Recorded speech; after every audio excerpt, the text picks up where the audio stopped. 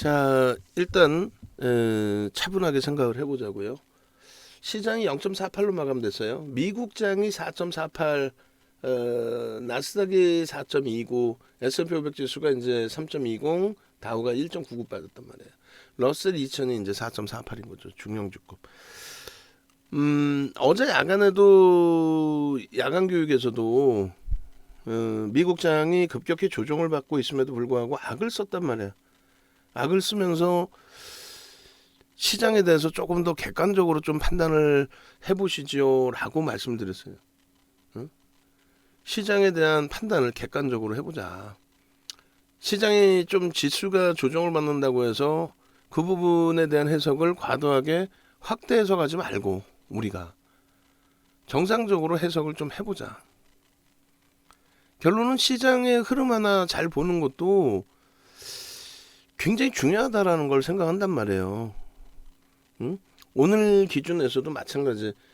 뭐 무조건 종목을 압축했다라고 해서 중요한 게 아니고 윤정두가 오늘 왜 종목을 압축을 해드렸을까요? 특히 변동성 큰 종목군들 반등 나오면 뭐 한순간에 뭐 상한가도 나올 수 있는 그런 종목군들 잘라내고 압축하고 그걸 왜 그랬을까요? 심리를 다스려 드리는 거란 말이에요. 심리를 뭔가를 하고 있다라는 그 기준점을 주가가 밀리는데 이건 막연한 공포감에 떨린단 말이에요.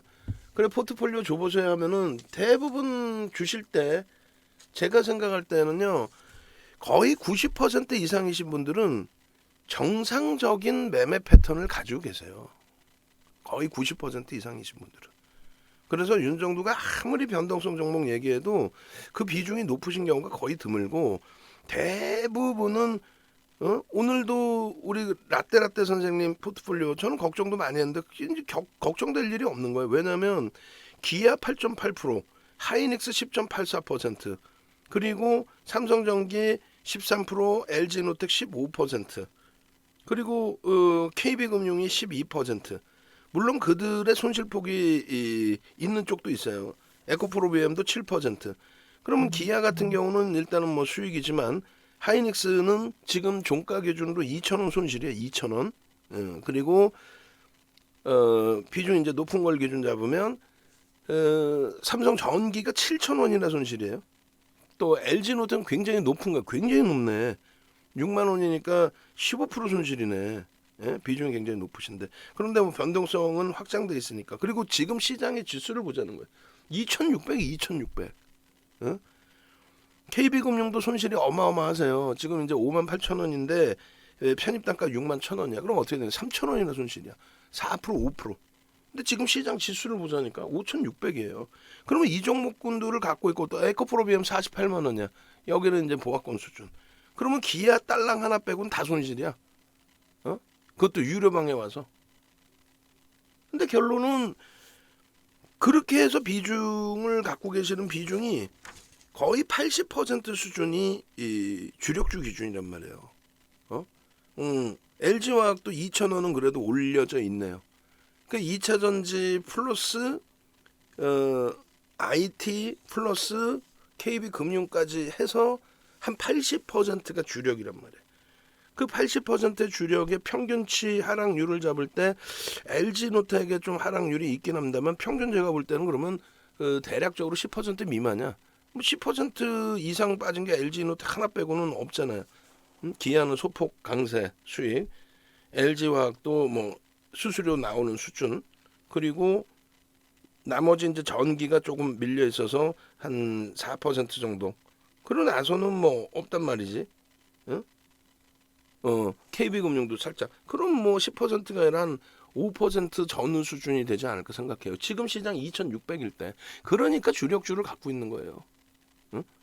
좀 과도하게 밀려 떨어지더라도 펀더멘탈 대비해서 너무 과도하면은 돌리거든요.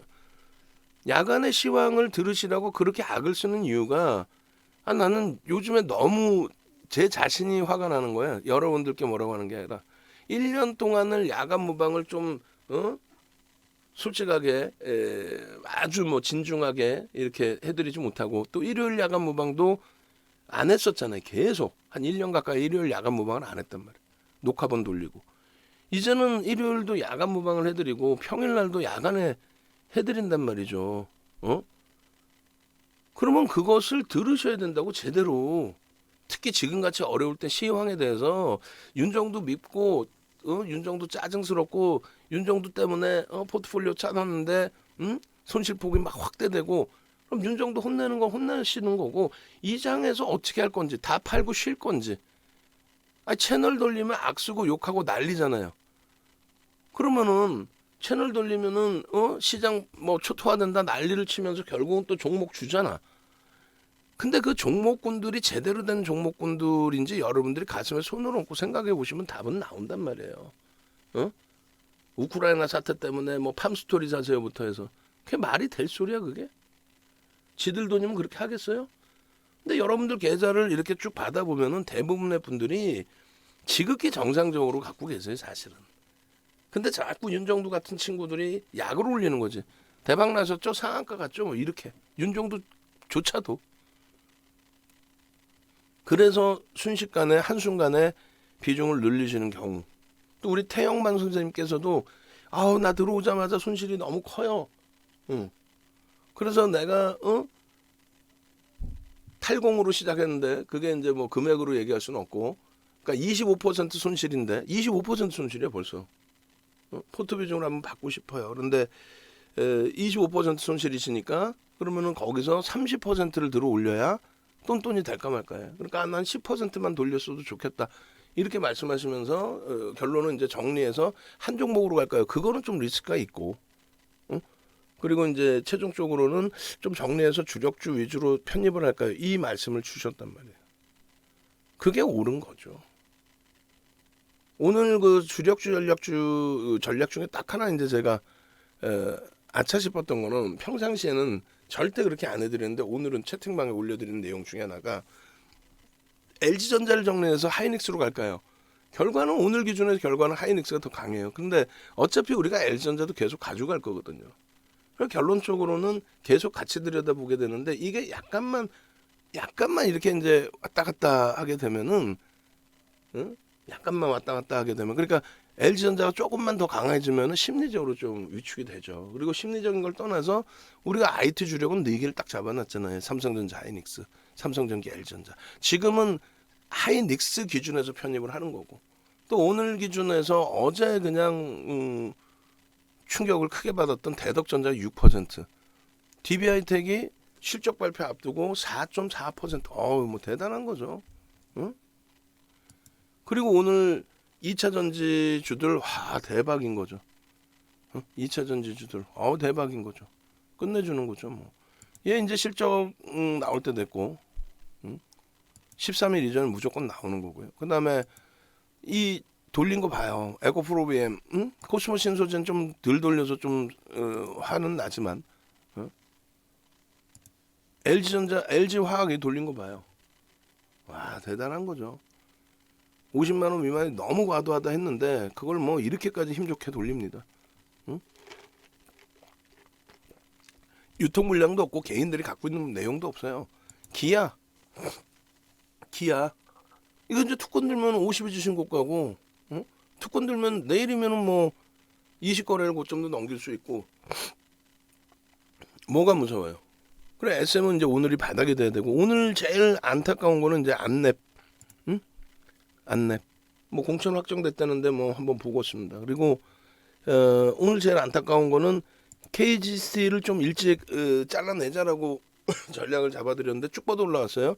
10%까지. 그래서 추가적인 전략을 잡아드렸습니다. 10%까지 올라왔을 때도 되돌리면 오늘을 기준에서는 정리하는 쪽의 기준을 잡으시죠라고. 그리고 이제 잘라내기 힘들었지만 좀 잘라내서 이동한 종목군들 어지간하면은 정리를 안 하려고 했어요. 어지간하면 지금 장에 투매할 이유가 없다라고 그랬잖아요. 지금 장에 이 좋은 장에 농담하는 게 아니라 이 좋은 장에 지금 장이 나쁘다고요? 거짓말하지 말라고 그러세요. 지금처럼 좋은 장이 어디 있습니까? 지금의 시장의 흐름이 막말로 S&P 500 지수 가장 정상적인 시가총액 상위 500위까지의 종목 그 지수 우리나라 지수 기준 코스피 200 지수가 되겠죠. 이 S&P 500 지수만 놓고 보셔도 그래요. 금리 인상 시기에 금리 인상 직전에 2015년도 요 하락폭이 이게 15%예요. 이게. 그리고 이번에 이제 고점 대비해서 좀 많이 미끄러지긴 했지만 17%니까 이때보다 15%보다 이게 15%라니까 이게 이 고점 대비 2013포인트 2130포인트 대비해서 1800포인트가 이게 15%인데 지금은 17%니까 좀 더 많이 빠지지 않았냐?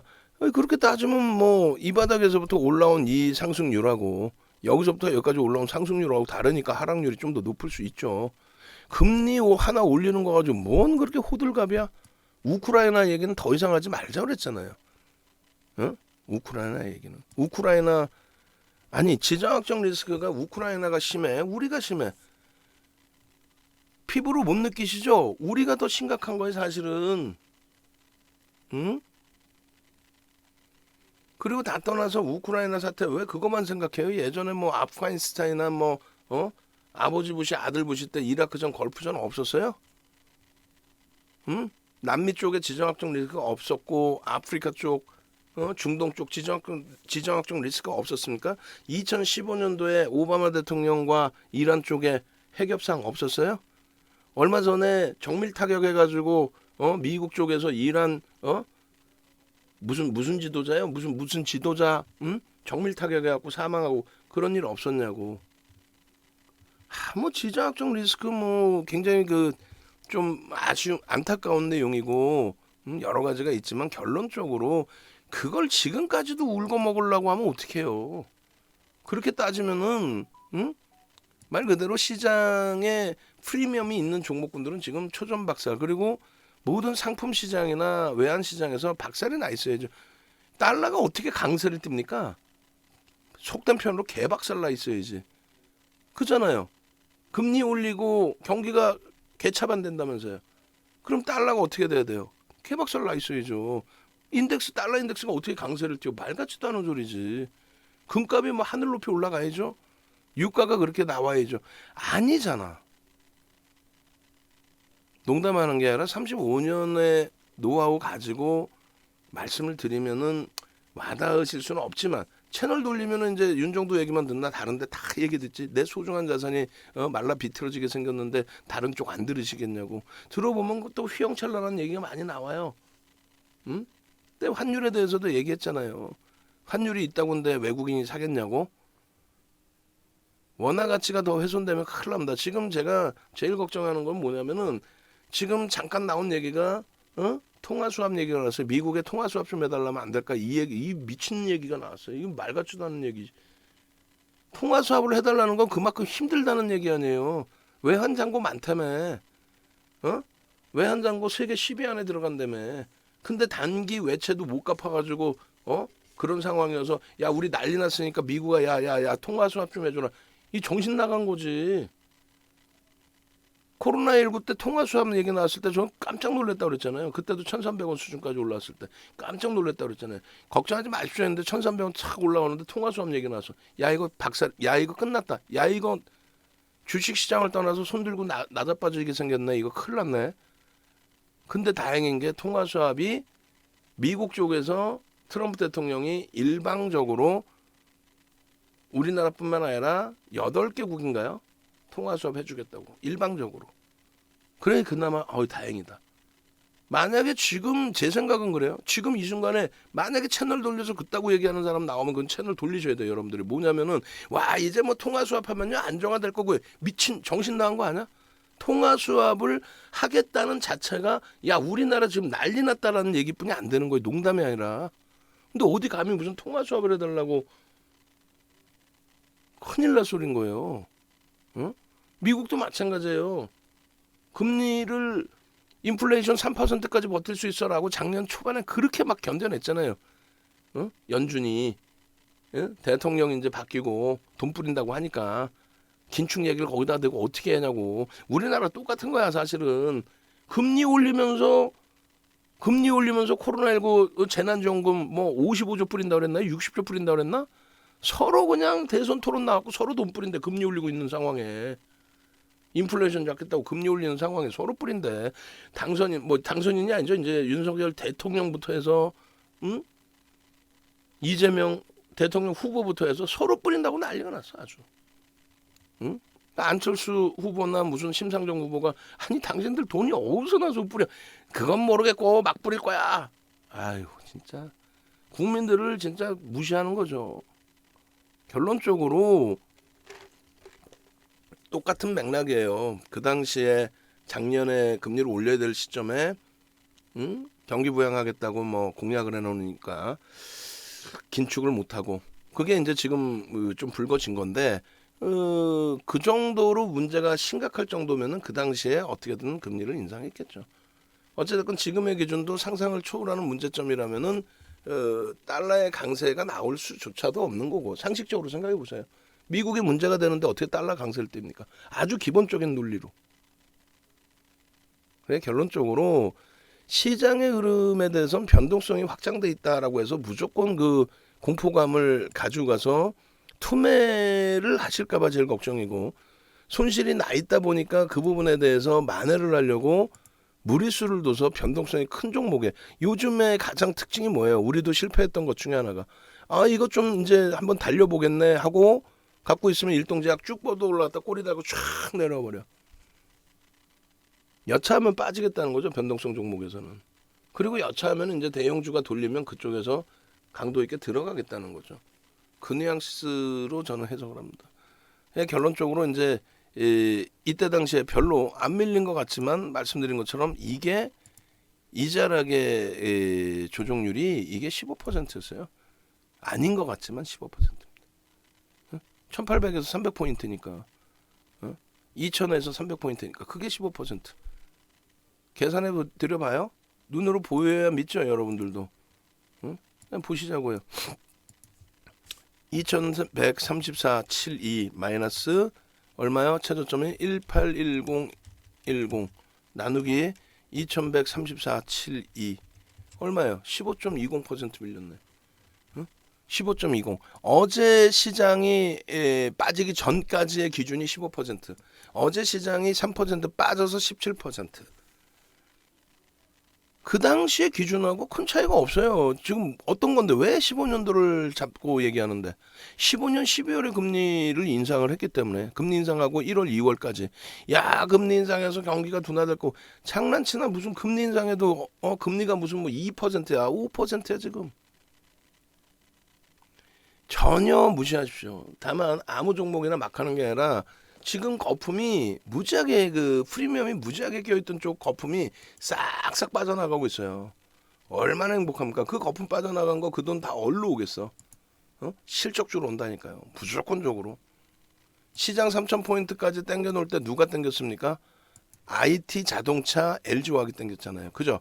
IT 자동차 LG화학이 10월 저점 찍고 10월 말부터 11월, 12월, 1월 두 달 보름 만에 75%를 들어올리면서 삼성전자가 75% 수익 났으니까 그러면서 들어올린 거예요. 그리고 결론은 보시면 이렇게 돼 있어요. 시가총액 3위까지 올라왔던 네이버가 70조를 넘기던 시가총액에서 이렇게 70조를 넘기던 시가총액이 37조. 근데 얘네들은 프리미엄이 엄청나죠. 왜냐하면 실적이 지금 안 되잖아 사실은. 실적이. 어마어마하잖아요. 얘도 지금 70조 넘겼다가 이만큼인데 얘는 유통 물량이 없어요. 대주주 지분만 80%야. 외국인 10%. 얘도 지금 안 빠지는 이유가 사실은 LG화학 지분만 82%. 거기에 ETF 상품, 2차전지 상품. 그러니 개인들이 갖고 있는 게 얼마 없어 솔직히. 그러니까 안 빠지는 거지. 폭락장도 아니고. 응? 그 얘도 뭐 사실 70조 이상에서 지금 이렇게까지 밀려내는 거예요.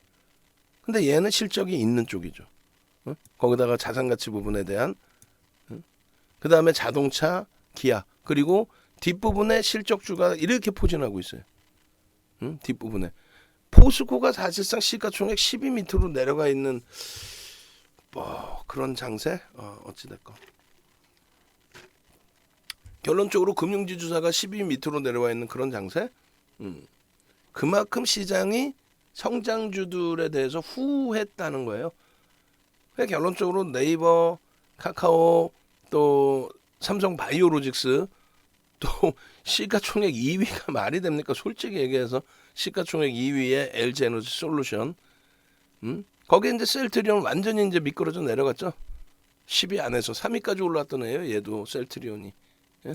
70조까지는 못 올라갔었고 얘가 60조 원대인가? 그죠? 3위까지 올라왔던 애인데 정상적으로 프리미엄이 까지고 내려가는 거예요. 카카오뱅크도 마찬가지예요. 카카오뱅크도 얘가 40조 원대 훌쩍 넘기고 시가총액 6위, 7위. 근데 이제 그 어품들이 프리미엄이 다 빠져나가는 거고 결론적으로 이제 실적주 위주에서의 재편이 된 다음에 그 다음에 이제 실적이 이제 시세가 쭉쭉쭉 나오잖아요. 이 스토리를 얘기해 드리는 거예요. 실적주 위주에서 이제 시세가 나온 다음에 야 대박이다 시장 끝내준다 야 3천 넘겼어 우와 3,300 넘겼어 우와 대박이네 그러면서 다시 또 성장주들이 뛰어가는 거예요. 2차 전지 뭐 게임주 뭐 결론적으로 지금 시장의 흐름은 아무리 보여드려도 과하지 않습니다. 단순해요. 시데스 프리미엄 아주 멀쩡하죠. 금리 최저 바닥이야. 무슨 금리를 가지고 지금부터 악을 쓰고 뭐 자이언트 스텝, 빅 스텝 올릴 수 있지. 인플레이션 잡으려고 그게 최선의 방법이라면 그렇게 해서 경기를 살리겠다는 의지지 경기 죽여버리겠다 이거예요? 야 금리 확 올려갖고 그냥 경기 확 죽여버리자 이거야? 아유 진짜 무슨 해석을 해도 여러분들을 얘기하는 게 아니에요. 그걸 방송이랍시고 쏟아내보내는 전파. 그 어설프게 얘기하는 그것 때문에 다 죽는 거지 개인들이. 그게 말 그대로 뭐 그러니까 한 2-3일 전에 한국경제TV에서 이제 김영욱 교수님 나오셨단 말이에요. 그런 분들 말씀드리는 거는 뼈가 되고 살이 돼요. 환율에 대해서 외국인 수급에 대해서 아주 간단하게 편안하게 수출입 동향 설명해 주시면서 딱 얘기하는 그게 제대로 된 교육이고 기준인 거지. 어디 말 같지도 않은 그 시방 돈 받고 파는 친구 맨날 나와서 예전에는 트럼프가 정신병자로 그러더니 지금은 또 파월 의장이 뭐 이상하다. 아우 난 네가 이상하다. 네가 병원 가봐라. 그렇게 얘기하고 싶어. 농담하는 게 아니라 그 급이 돼야 얘기할 수 있는 거예요. 그것도. 그리고 급을 떠나서 그 급을 얘기하는 이유는 그런 정상적인 내용을 이야기를 하자라는 그 부분을 말씀드리는 겁니다. 연준이 한 명이에요. 연준 위원이 파월 의장 한 명이 금리 정책을 결정해요. 그 금리 정책을 결정하는 게 그 우습게 단순하게 그 시황 돈 받고 파는 그 친구가 얘기하는 그 정도 수준밖에 안 되는 결정을 내렸을까? 그럼 지극히 정상적으로 지금 이 금리 인상에서의 시장에 미치는 영향이 어떻게 될까? 그걸 판단해야죠. 시장에 미치는 영향? 주식시장에서는 좀 변동이 확대돼 있고 그리고 채권시장에서 채권금리의 변동성이 좀 확대돼 있지만 실질적으로 그것이 문제가 되느냐라고 했을 때 변동성의 확대일 뿐이지 문제가 되지는 않는다. 금리 올리고 금리 올린 그 기준에서 지금까지 뭐 문제가 된 게 뭐 있어요? 여태까지.